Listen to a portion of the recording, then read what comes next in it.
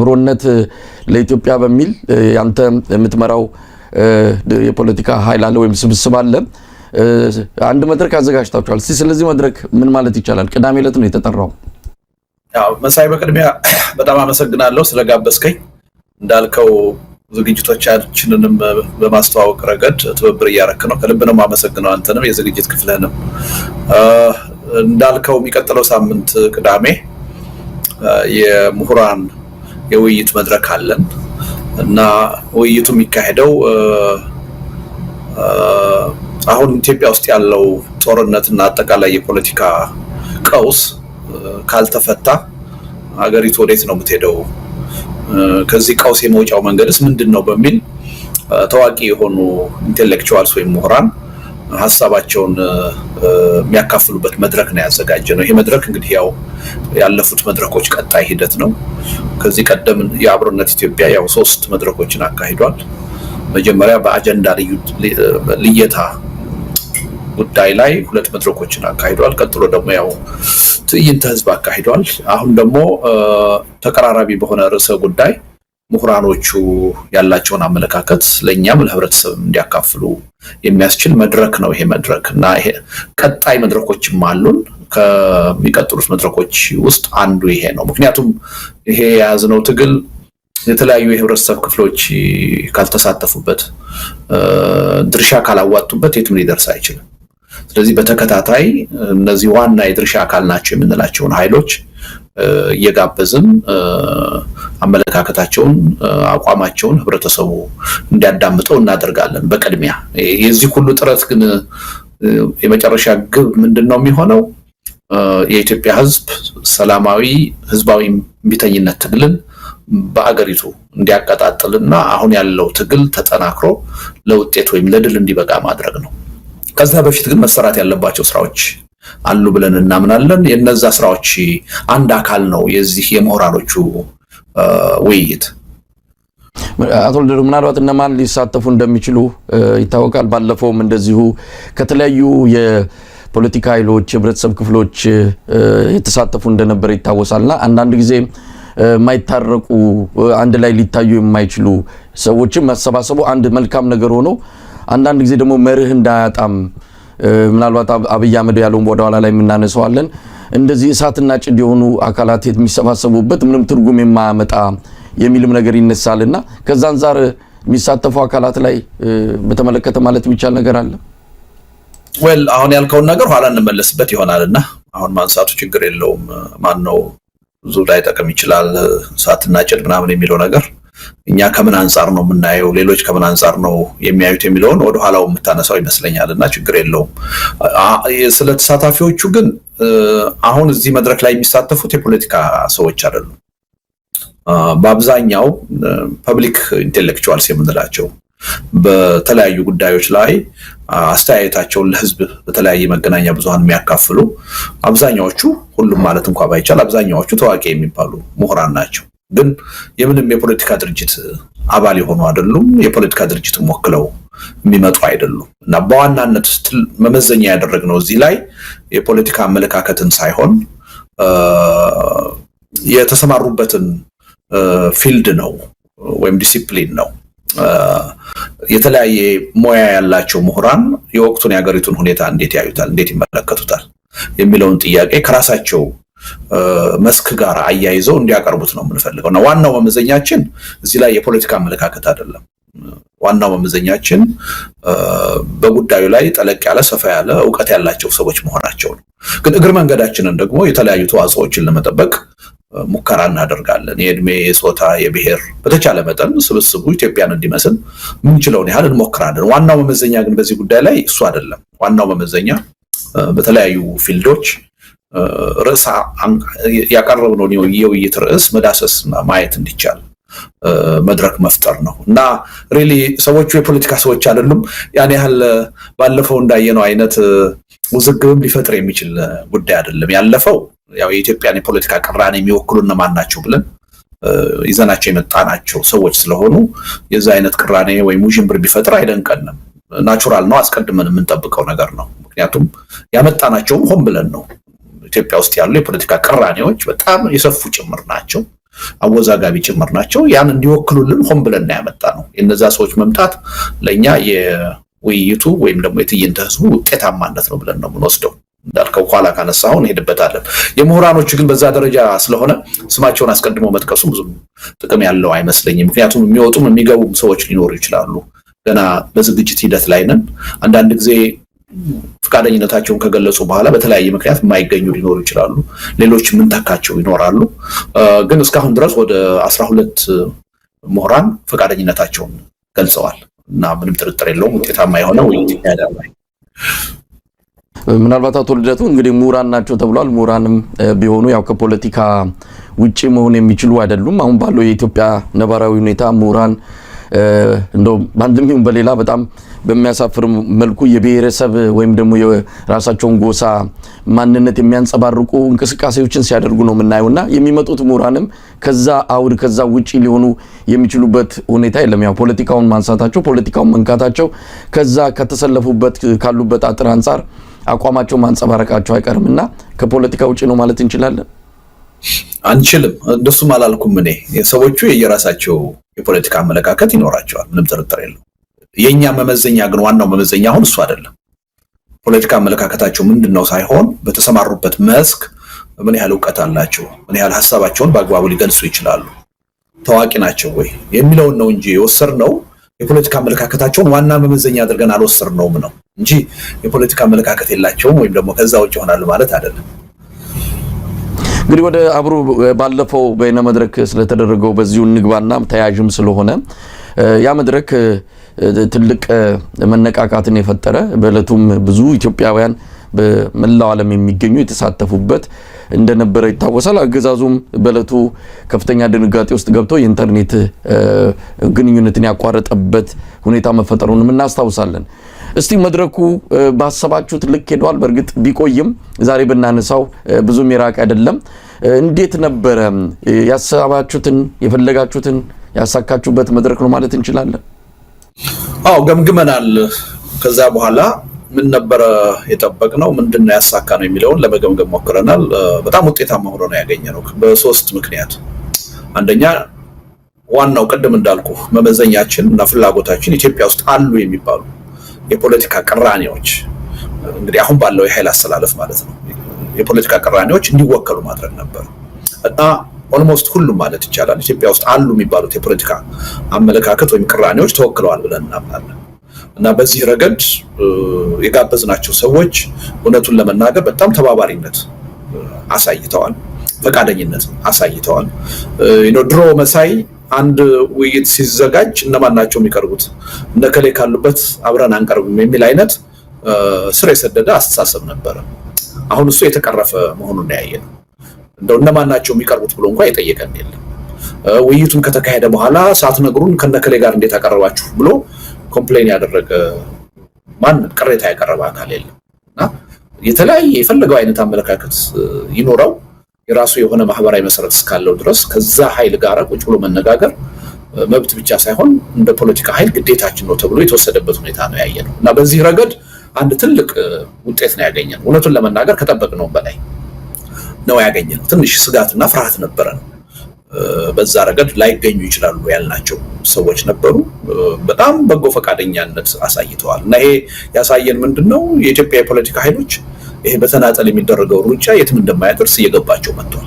ካልተባበርን በስተቀር ለውጥ ማምጣት እንደማንችል፣ ካልተባበርን በስተቀር ማሸነፍ እንደማንችል ሁሉም በየራሱ መንገድ የተገነዘበበት ሁኔታ እንዳለ ነው የተረዳነው። ይሄ ደግሞ ለትግሉ መጠናከርና ስኬታማ መሆን አንድ ትልቅ የማይታለፍ ቅድመ ሁኔታ ነው የሚል እምነት ነው ያለኝ እኔ። እና በዚህ ረገድ በጣም ውጤታማ ነበር። ሁለተኛው ሚዲያ ነው። መሳይ እንደምታውቀው የፈለገ አይነት ስራ ብንሰራ የፖለቲካ ኃይሎቹ የሚዲያዎቹ ትብብር ከሌለ፣ ገንቢ የሆነ ትብብር ከሌለ በስተቀር የትም ሊደርስ አይችልም። በአዎንታም ባሉታም ማለት ነው። እና ትግሉ በበጎ አቅጣጫ እንዲጠናከርም ሚዲያዎች ያላቸው ሚና ከፍተኛ ነው። ትግሉ ደግሞ እንዲዳከም እና ችግር ውስጥ እንዲገባ ሚዲያዎች ያላቸው አስተዋጽኦ ቀላል አይደለም። እና በዚህ ረገድም እኛ ፕሮጀክት ያደረግነው ቢያንስ 10 ሚዲያዎችን አሳምነን ዝግጅቱን በቀጥታ ለህዝብ እንዲያስተላልፉ እናደርጋለን ነበር ያሰብነው። የጠየቅናቸው ሁሉም ፈቃደኛ ነው የሆኑት። እንዳውም ከጠየቅናቸው በላይ 31 ሚዲያዎች ናቸው በቀጥታ ለህዝብ ያስተላለፉት እና ሪሊ የሚዲያው ተሳትፎም ቀላል አይደለም። ይሄም ያሳየን ነገር አለ። ልክ እንደ ፖለቲካ ኃይሎች ሁሉ በሚዲያው ዙሪያ ያለው ኃይልም ተባብሮ የመስራት ፍላጎት እንዳለው ካልተባበርን በስተቀር ልናሸንፍ አንችልም የሚል ተነሳሽነት ያደረበት መሆኑን አይተናል እና በዚህም ረገድ ካየን ከጠበቅነው በላይ ውጤት ነው ያገኘን። ሶስተኛውና ዋናው ህብረተሰቡ ውስጥ ነው። ያው መሳይ ታስታውሳለህ መጀመሪያ ስንገልጽ 100,000 ሰው በቀጥታ የሚተላለፈው ለማድረግ ነው እቅድ ይዘን የገባነው እና ሪሊ ፍርሃትም ነበረን ያን 100,000 ሰው በእርግጥ እናሳካዋለን ወይ የሚል ነበር። ግን ኢንተርኔት ተዘግቶ ኢትዮጵያ ውስጥ ማለት ነው መብራት ሁሉ ጠፍቶ የጠቅላይ ሚኒስትሩ ቃለ መጠይቅ ላይቭ ሁሉ እንዲቀርብ በዛ ሰዓት ተደርጎ ማመን በማይቻል ደረጃ ከ850,000 በላይ ህዝብ በቀጥታ ነው የተመለከተው። በቀጥታ እንግዲህ ማለት ምንድነው በሳተላይት ቴሌቪዥን የሚተላለፉት ሚዲያዎች ሳይጨምር ማለት ነው። በሳተላይት የሚተላለፉ 3 ሳተላይት ቴሌቪዥኖች አስተላልፈውታል። በሚሊዮን የሚቆጠር ህዝብ ላይቭ ተከታትሎታል። በዩቲዩብ ብቻ ግን መቆጠር የቻለው ግን ከ850,000 እስከ 1 ሚሊዮን የሚጠጋ ህዝብ ተከታትሎታል በ31 ሚዲያ ማለት ነው። ይሄ እውነቱን ለመናገር ከገመትነው በብዙ እጅ ምናልባት በ10 እጥፍ ያደገ ነው። ይሄ የሚያሳየን ምንድነው አሁንም ህዝቡ ራሱ ምን ያህል ለትግል የተጠማ እንደሆነ በቃ ተነሳሽነት ውስጥ እንደገባ ግፉ ብሶቱ ሞልቶ ሊገነፍል የተቃረበ እንደሆነ እና አታጋይ አጥቶ እንጂ ይሄ ህዝብ ተጨባጭ የሆነ ትግል ለማድረግ እየተዘጋጀ መሆኑን ያየንበት ነው። እንግዲህ ይሄ የመጀመሪያ ትዕይንተ ህዝብ ነው መሳይ። በዚህ ትዕይንተ ህዝብ ይሄን ያህል ህዝብ መሳተፉ ወደፊት በቀጣይ በምንፈጥራቸው መድረኮች ምን ሊሆን እንደሚችል መገመት ይቻላል እና ከህዝቡ ተሳትፎ አንፃር ዋናው የትግሉ ባለቤት ህዝቡ ነው። እኔ ዋናው ውጤታችንን መለካት ያለብን ከህዝቡ ተሳትፎ አንፃር ነው የሚል እምነት አለኝ። ከህዝቡ ተሳትፎ አንፃር ከ10 እጥፍ በላይ የሆነ ውጤት ነው ያገኘነው። እንግዲህ በአጠቃላይ ስታየው በእነዚህ መመዘኛዎች በጣም ውጤታማ ትዕይንተ ህዝብ ነው የሆነው። ደግሞ ኢምፓክቱን ማየት ይቻላል። በገዢው ፓርቲ ዙሪያ ምን ፈጠረ? ከፍተኛ የሆነ መርበርበድ ነው የፈጠረው፣ ሽብር ነው የፈጠረው፣ ስጋት ነው የፈጠረው። ሁልጊዜ የምንለው ምንድነው ተቃዋሚዎች መተባበር አለብን። ይሄ አገዛዝ በስልጣን ላይ መክረም የቻለው መቆየት የቻለው እኛ ደካሞች ስለሆነ ነው፣ መተባበር ስላልቻልን። ከተባበርን ግን የአጭር ጊዜ ጉዳይ ነው ነበር ምንድነው አገዛዙን ያስደነገጠው ይሄ ነው። በቃ እነዚህ ተቃዋሚ ኃይሎች በአንድ መድረክ እንደዚህ መታደም ከቻሉ ነገ ከነገ ወዲያ ወደ ትብብር ሊሄዱ ነው ማለት ነው። ከተባበሩ ያልቅልኛል ብሎ ስለሚሰጋ ነው እና ይሄም ቀላል ነገር አይደለም። በገዢው ፓርቲ ዙሪያ የፈጠረው ኢምፓክትም ተጨባጭ እንደሆነና ግልጽ እንደሆነ አይተናል። ሊደብቁት በማይችሉት ደረጃ እስከ ጠቅላይ ሚኒስትሩ ድረስ የተለያዩ ባለስልጣናት ወጥተው ፍርሃታቸውን ስጋታቸውን ሳይወዱ በግድ የገለጹበት ሁኔታ ነው የተፈጠረው እና ከብዙ አቅጣጫ ካየኸው እውነቱን ለመናገር እኛ እንደ አንድ መነሻ ስፕሪንግ ቦርድ ሆኖ እንዲያገለግል ነው የጀመርነው ይሄን ጉዳይ። እንዳው ይሄን ያህል ትልቅ ውጤት ጠብቀንበት አልነበረም። የተገኘው ውጤት ግን ብዙ ነገሮችን የሚልና በጣም አበረታች የሆነ ነው የሚል እምነት አለኝ። ምናልባት ከመድረኩ ጋር በተያያዘ የሚነሱ ክፍተቶች ወይም አንዳንድ ድክመቶች አሉ የሚለን ነገር በወቅቱም ከተለያዩ ባለሙያዎች ጋር ተንታኞች ጋር ስንነጋገር ነበረ። በተለይም ከመርህ አንፃር አሁን አገዛዝ ይብቃ ነው እንግዲህ ጦርነት ይቁም የሚል ነው መሪ ቃሉ። በዛ አንፃር አገዛዝ ይብቃ ብለው አቶ ስብሐት ነጋ ሲገኙ ምናልባት ትርጉም አያጣም ወይ? ይህንን ስርዓት በማዋለድ አሁን እና አብይ ያሉበትንም የብልጽግናው መሪዎች የመጡት ከዚሁ ከኢህአዴግ ስርዓት ውስጥ ነውና አገዛዝ ያብቃ ሲባል ለ27 ዓመታት ስልጣን ላይ የነበረው የህወሓት ኢህአዴግን አገዛዝ ከጀርባም ይሁን ከፊት ለፊት ሆኖ ሲሰሩ የነበሩት አቶ ስብሐት በዚህ መድረክ ላይ መገኘታቸው ትርጉም አለው ወይ የሚልም ነገር ይነሳል። ሌላው እንግዲህ ትዕይንተ ህዝብ ነው። ጦርነት ይቁም አገዛዝ ያብቃ የሚል ነው። ነገር ግን አብዛኛው የቀረበው ከዚህ ይልቅ እያንዳንዱ የቀረቡት ሰዎች የየራሳቸውን ብሶት የየራሳቸውን የሚወክሉትን ማህበረሰብ ጥያቄዎች እንጂ ያቀረቡት ከዚህ ከጦርነቱ ጋር በተያያዘ ከአገዛዝ ማብቃት ጋር በተያያዘ መሪ ቃሉን የሚወክል በደንብ የተላለፈ መልእክቶች ነበሩ ወይ? በዛ አንፃር ምክክር ነው የተደረገው ወይስ ትዕይንተ ህዝብ ነው የተደረገው? ከዚህ አንፃር እንደው ከመነሻቸው የነበረውን ሁኔታ አልሳተም ወይ የሚሉ ነገሮች ይነሳሉ። በኋላም የተደረጉ ክርክሮች ነበሩ። ለምሳሌ ከአማራ ፋኖ በጎጃም እነ ዘመነ ካሴ መገኘታቸውን በማውገዝ የነሱ ደጋፊዎች እንዴት ይገኛል ሆን ብሎ አዘጋጆቹ ሌሎቹ ነከሌ እንደሚገኙ ሳይነግሩት ድንገት የገባበት በመሆኑ እንጂ ቢያቅ ኖሮ አይሳተፍም ነበር እስከማለትም ደርሰው በተለያየ መልኩ ሲከራከሩ ነበር። እነዚህ ነገሮችን አይታችኋል? በደንብ ነው የገመገምነው መሳይ። አንድ ዝግጅት ስታዘጋጅ ድክመቶች ሊኖሩ ይችላሉ፣ ወይም ደግሞ ያልገመትካቸው ስህተቶች ሊፈጠሩ ይችላሉ። በዛ ዙሪያ አስተያየት መስማት፣ አስተያየት መሰብሰብ እና የሚቀጥለውን መድረክ ማሻሻል ማረም ተገቢ ነው የሚል እምነት አለ። ከዛ አንፃር ትችት መቅረቡ ምንም ችግር አለው ብዬ አላምንም። ግን የቀረቡትን ትችቶች አዳምጠናቸዋል፣ ገምግመናቸዋል። አብዛኛው በሚስ አንደርስታንዲንግ የቀረቡ ትችቶች ናቸው። የመድረኩን ምንነት እና ዓላማ ካለመረዳት የመነጩ ናቸው። አንደኛ ትዕይንተ ህዝብ ነው፣ ውይይት አይደለም፣ ድርድር አይደለም። ትዕይንተ ህዝብ ነው። አድሬስ የሚያደርጉትም ህብረተሰቡ ነው።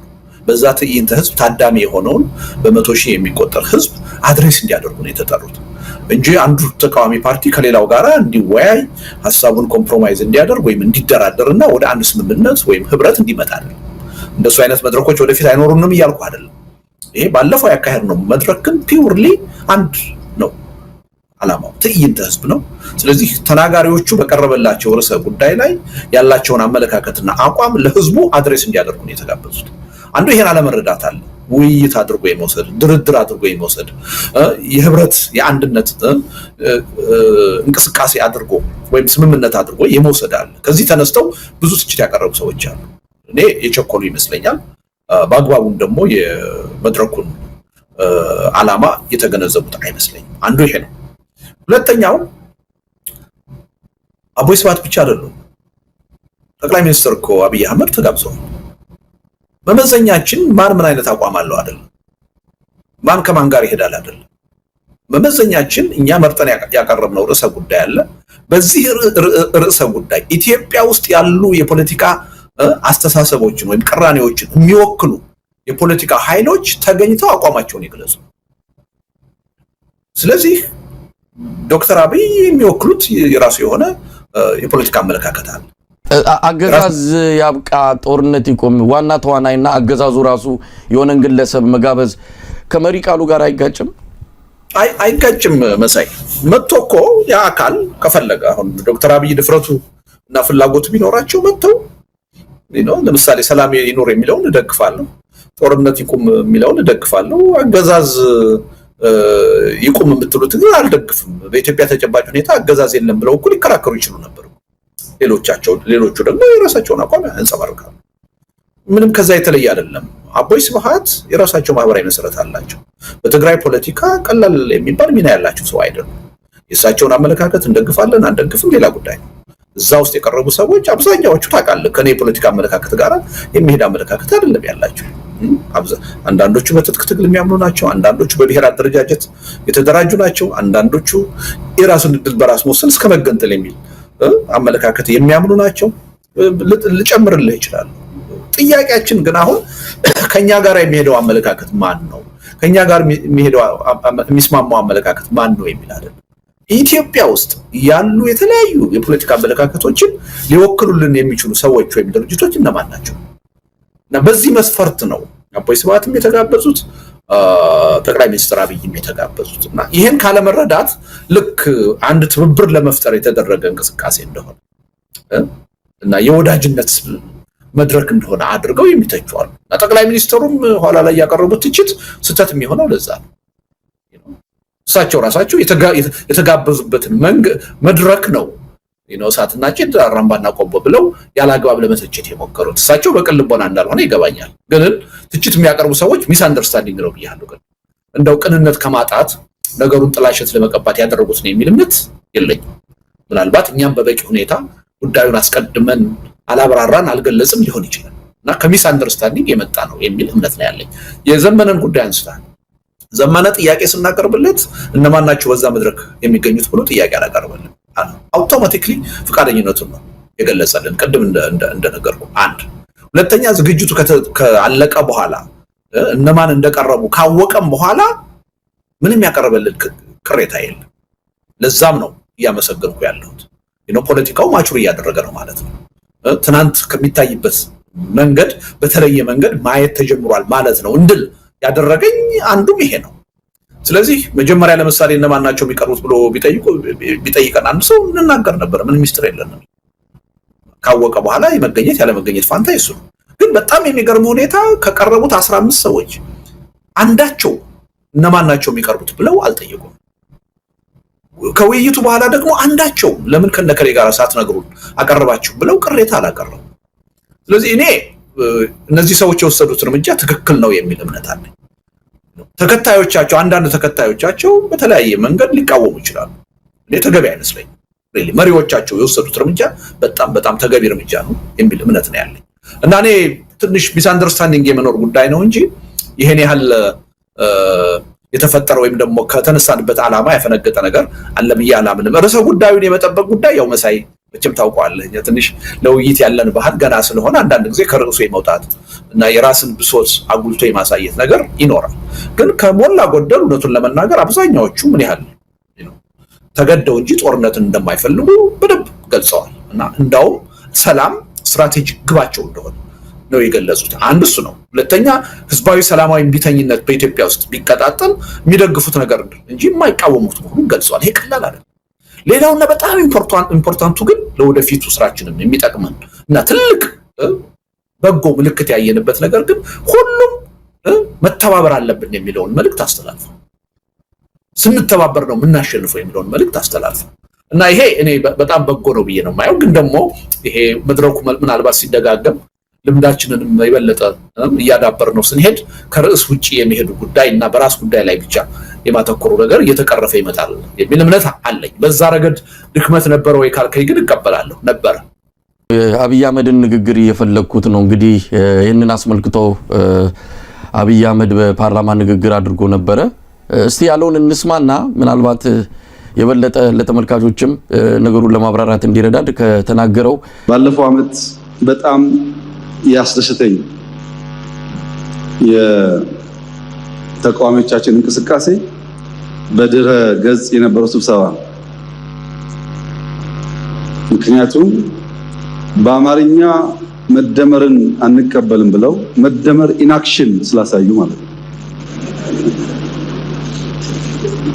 እኛ ያልነው እኮ የኢትዮጵያን ጉዳይ ፋኖም ሸኔም ወያኔም ማንኛውም ሰው ይነጋገር፣ በኢትዮጵያ ጉዳይ እንነጋገር፣ አብረን እንስራ ነው። ሸኔ በፍጹም አይታሰብም፣ እንዴት ከአማራ ጋር ስራ ይታሰባል ብሎ ወጋን። ከአማራ ጋር ስብሰባ ተቀመጠ። ፋኖ እንዴት ሸኔን አትገሉትም እናንተ ራሱ ሸኔ ናችሁ አለን። ከሸኔ አውራ ጋር ተቀመጠ። ስብሃትን ለምን ትፈታላችሁ ብሎ ጮኸ። ስብሃት ጋር ተቀመጠ። መደመር ይሄው ነው በቃ ነው። እና ይሄንን ስብሰባ በጥሩ መንገድ ነው ያየሁት። መጠናከር አለበት። መደመር ኢንአክሽን ነው።